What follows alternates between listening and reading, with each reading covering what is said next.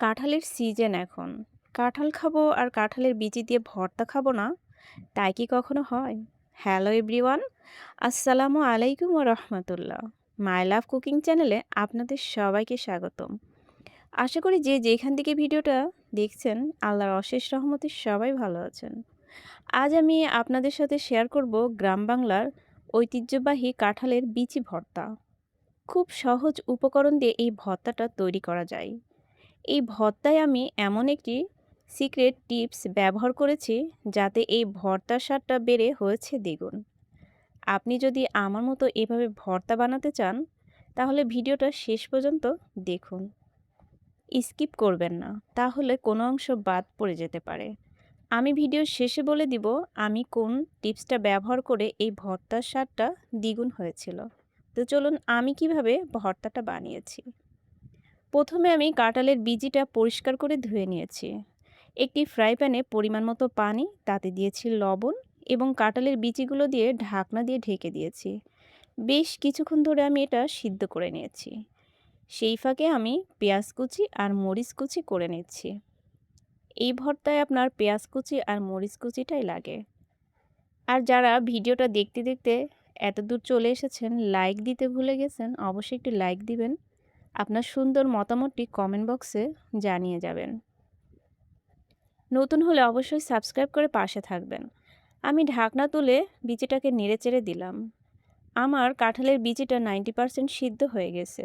এই যে দেখুন, আমি একটা ঝুড়িতে পানি ঝরিয়ে নিয়েছিলাম। এখন একটা প্লেটে নিয়ে স্ট্যান্ডের সাহায্যে আমি এখন এটাকে ম্যাশ করে নিব। অফ ক্যামেরা আমি পেঁয়াজ আর মরিচটা সরিষার তেল দিয়ে ভেজে নিয়েছি, কারণ সরিষার তেলেই ভর্তার আসল স্বাদ। এখন আমি এটাকে ভালো করে ম্যাশ করছি, যেন কোথাও গোটা না থাকে। ভেজে রাখা পেঁয়াজ আর মরিচ দিয়ে এখন আমি ভালোভাবে ভর্তাটা করব। আর এখনই আমি সেই টিপসটা ব্যবহার করব যেটা দিয়ে এই ভর্তার স্বাদটা সত্যি হয়েছে দ্বিগুণ। আপনি একবার হলেও যদি বাসায় ট্রাই করেন তখনই বুঝতে পারবেন আসলেই কাঁঠালের বিচির ভর্তা দিয়ে এত মজা। আমি জানি আপনি অনেক রকম করে খেয়েছেন। কখনো কি এমন করে খেয়েছেন? একবার হলেও খেয়ে দেখবেন। আপনি চাইলে সিদ্ধর সময় হলুদ দিতে পারেন। আমি দেই নাই, আমার কাছে ভালো লাগে না এইজন্য। আমার কাছে সাদা এই ভর্তাটা অনেক মজা লাগে। সাথে কিছু শুকনা মরিচ ভেজে নিবেন যখন আপনি ভর্তাটা দিয়ে ভাত মাখিয়ে খাবেন।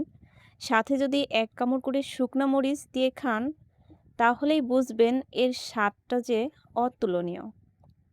একবার হলেও বাসায় ট্রাই করবেন। এখন আমি সেই সিক্রেট টিপসটা দিচ্ছি। ১ ফালি লেবুর রস।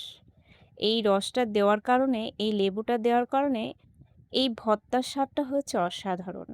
বিশ্বাস করুন, এই টিপসটা আপনি অবশ্যই ফলো করবেন। আর একবার হলেও বাসায় এভাবে ট্রাই করবেন, তাহলেই বুঝতে পারবেন এই ভর্তার স্বাদটা কেন এত বেশি।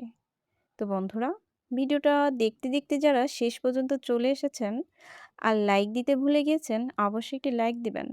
আপনার সুন্দর মতামতটি কমেন্ট বক্সে জানাবেন এবং সাবস্ক্রাইব করে পাশে থাকবেন।